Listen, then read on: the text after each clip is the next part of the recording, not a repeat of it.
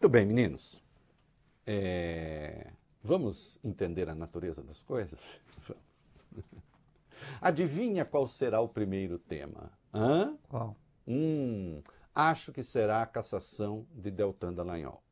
Olha aqui, é inequívoco que do ponto de vista político, moral, eu diria mesmo ideológico, eu acho que a Lava Jato fez um mal terrível para o Brasil, e ainda hoje na coletiva do Deltan Dallagnol nós vimos o espírito da Lava Jato ali de volta, messiânico.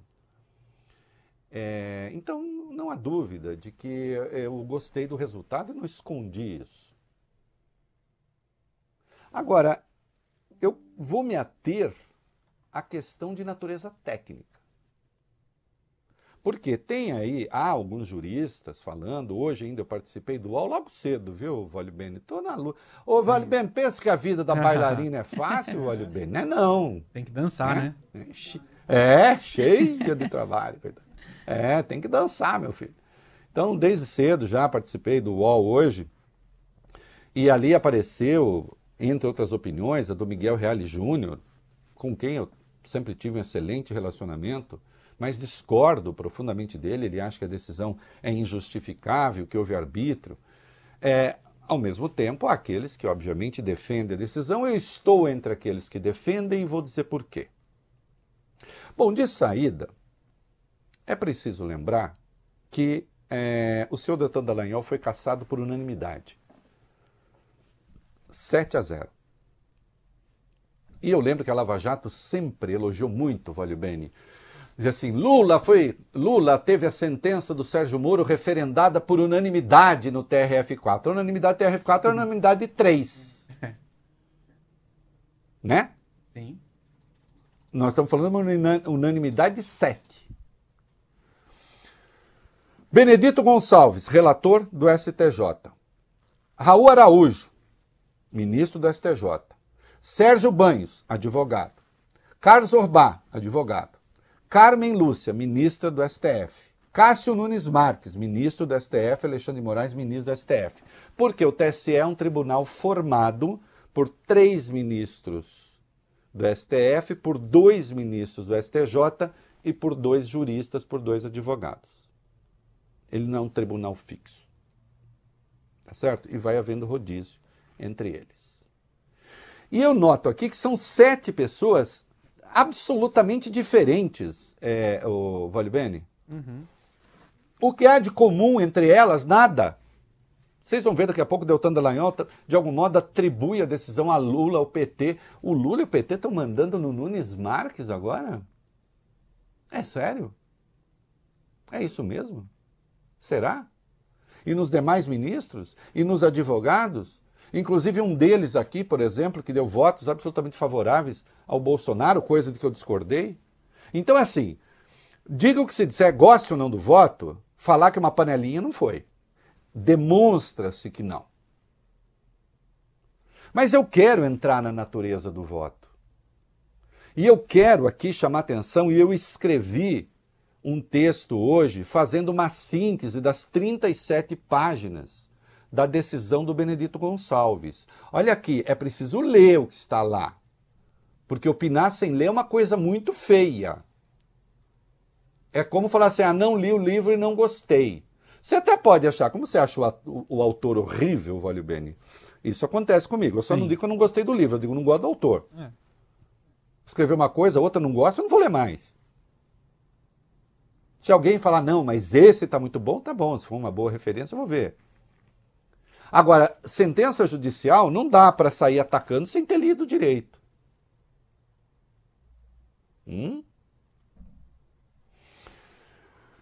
Notem, de saída eu devo lembrar que eu, Reinaldo Azevedo, sempre fui contra a lei da ficha limpa. Eu acho que há ali uma mistura indigesta de questões de natureza administrativa com questões de natureza penal. Acho impróprio. Não é? E sempre critiquei a lei. E o que eu apanhei por criticar essa lei, inclusive dos lavajatistas, ela é anterior, é de 2010, Foi considerada constitucional em 2012. Todas as vezes eu critiquei. Critico ainda hoje. Eu não acho que questões de natureza administrativa devam interferir na questão eleitoral. Mas a lei existe. Se a lei existe, aplique-se. É engraçado que Deltan Dallagnol, defensor da lei da ficha limpa, é caçado pela lei da ficha limpa e sai falando, ó, fogo, fogo na floresta, meu Deus, se compara a Jesus Cristo. Eu, que nunca gostei da lei, mas gosto, mas que se aplique, o que eu posso dizer? Foi caçado pela lei que ele defende. E isso indica que eu sou legalista em qualquer caso e ele me parece ilegalista em qualquer caso. Mas eu não quero, vamos compreender a lei? Vamos compreender a decisão? Vamos compreender o voto do Benedito Gonçalves? Olha aqui, ele foi cassado com base na linha Q do inciso 1 do artigo 1º da Lei Complementar 64. A Lei Complementar 64 é a lei das ineligibilidades. Ela é de 1990, mas ela foi alterada por dispositivos da Lei Complementar 135, que é a Lei da Ficha Limpa. E esse trecho é da Lei da Ficha Limpa, a saber, artigo 1º, a linha Q do inciso 1 do artigo 1º. São inelegíveis para qualquer cargo os magistrados e os membros do Ministério Público que forem aposentados compulsoriamente por decisão sancionatória, que tenham perdido o cargo por sentença ou que tenham pedido exoneração ou aposentadoria na pendência de processo administrativo disciplinar e são inelegíveis pelo prazo de 8 anos. Onde está o buziles e onde está a gritaria? Ah, Reinaldo, havia 15 procedimentos do Conselho Nacional do Ministério Público contra Deltan Dallagnol. E eu já ouvi gente dizendo, não eram procedimentos tão graves. Bom, então vocês não conhecem. Vocês não conhecem os procedimentos. Alguns são muito graves, Dr. Miguel Reale. Um deles diz respeito a compartilhamento de investigação sigilosa com órgãos de investigação de países estrangeiros. De um país estrangeiro. É grave. O outro diz respeito a uso de dinheiro público, multa paga pela Petrobras, 1.250 bilhões para criar uma fundação. E há outras coisas ali. São 15 procedimentos. Muito bem. Eu estou com um computador novo aqui de backup, de vez em quando ele dá uns... Né? A gente vai acertando tudo até o fim. Né? Muito bom, Vale Bem. O Benedito foi votar. Como está aqui, já é um processo administrativo disciplinar aberto? Não, estava em vias de, estava para. Mas então, o ministro construiu o seu voto. Se fosse a aplicação da lei assim, como querem alguns, bastaria botar num computador, a inteligência artificial decide aí. A verdade é que o voto do Benedito foi muito bem construído. E ele tem 2 pilares que estão ignorando solenemente. É até chato que eu, um rábula, né? Nem isso. O rábula, de algum modo, atua profissionalmente no direito, ainda que não como advogado, Vale Bene. Eu não atuo. Sou apenas uma pessoa dedicada. Quais são os pilares do voto do ministro? Ele lembra, como pressuposto, o artigo 166 do Código Civil. É nulo o negócio jurídico quando tiver por objetivo fraudar lei imperativa. Então você faz uma coisa cujo objetivo é um negócio jurídico, é uma decisão jurídica, mas você faz com o objetivo de fraudar uma lei. Ele, inclusive, cita um luminar do direito, Pontes de Miranda, é preciso ler. Pontes de Miranda escreve: fraude à lei consiste, portanto, em ser aplicada outra regra jurídica e deixar de ser aplicada a regra jurídica fraudada. Aquela não incidiu porque incidiu esta. A fraude à lei põe diante do juiz o suporte fático de modo tal que pode o juiz errar. Então esse é um pilar. Você não usa a lei, você não usa uma lei para fraudar outra lei. E o artigo 187 do mesmo Código Civil. Também comete ato ilícito o titular de um direito que, ao exercê-lo, excede manifestamente os limites impostos pelo seu fim econômico ou social, pela boa-fé ou pelos bons costumes.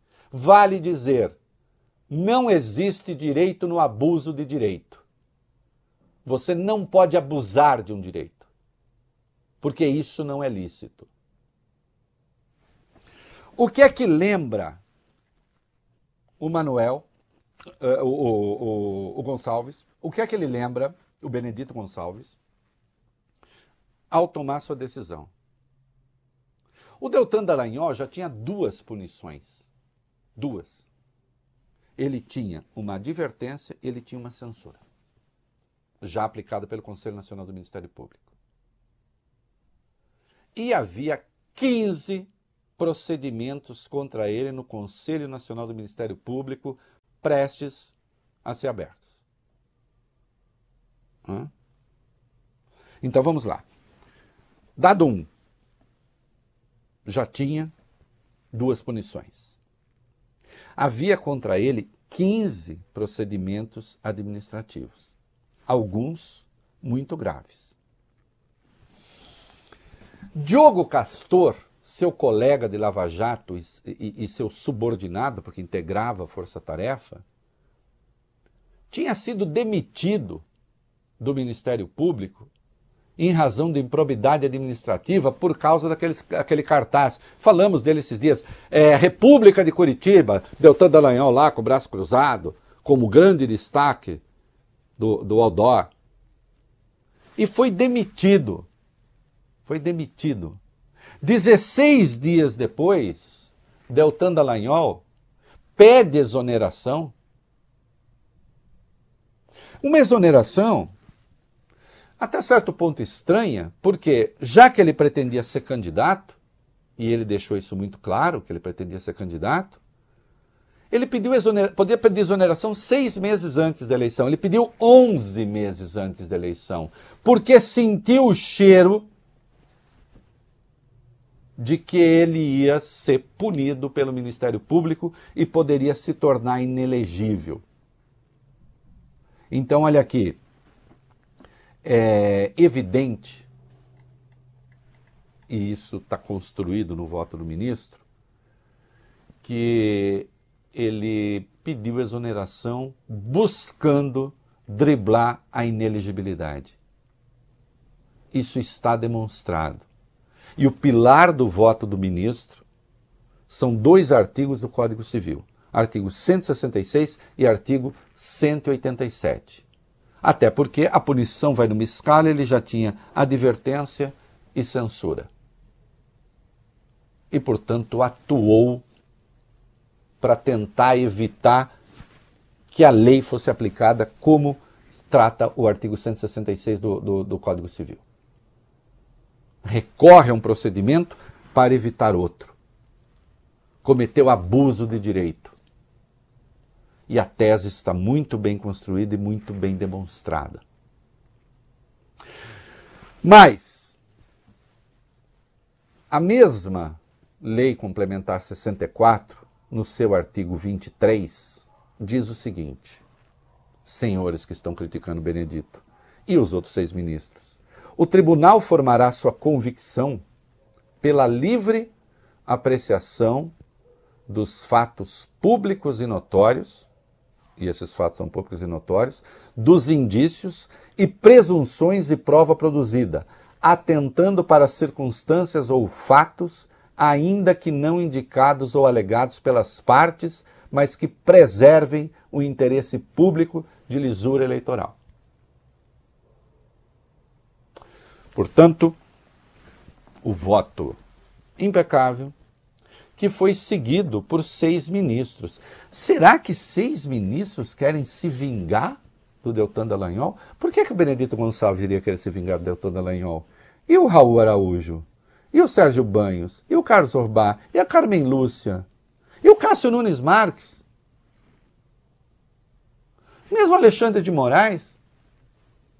Aliás, quando Alexandre de Moraes deu um voto contra o habeas corpus preventivo para o Lula em 2018, que o habeas corpus foi negado por 6-5, a Lava Jato não reclamou do Alexandre de Moraes, ou reclamou? Ou só se reclama de voto quando se discorda dele? Ou só se aponta a ilegitimidade do juiz quando se discorda dele? Ou do tribunal? Nada há de ilegal na decisão. O conjunto fático, o conjunto dos fatos, aponta, como conclui o ministro, que o senhor Deltan Dallagnol atuou para tentar evitar uma punição. E há mais. A ação original, sim, foi impetrada pelo PMN e pela Federação PT, PCdoB e PV, né? Isso. Sim, a ação original foi impetrada por essa turma. E daí? E daí que foi? E ali eles apontavam 2 coisas. Um era a fuga da inelegibilidade. E a questão 2, que também está na lei da ficha limpa, é que ele teve as contas rejeitadas, as contas da Lava Jato foram rejeitadas pelo TCU. E isso também torna a pessoa inelegível. Só que aí, eu não me surpreendi, mas o Deltan recorreu à 6ª Vara Federal de Curitiba e a decisão do TCU está, por enquanto, sem efeito, teve efeito suspenso. E só por isso ele foi candidato. Então ali, na 6ª Vara Federal de Curitiba, ele ganhou.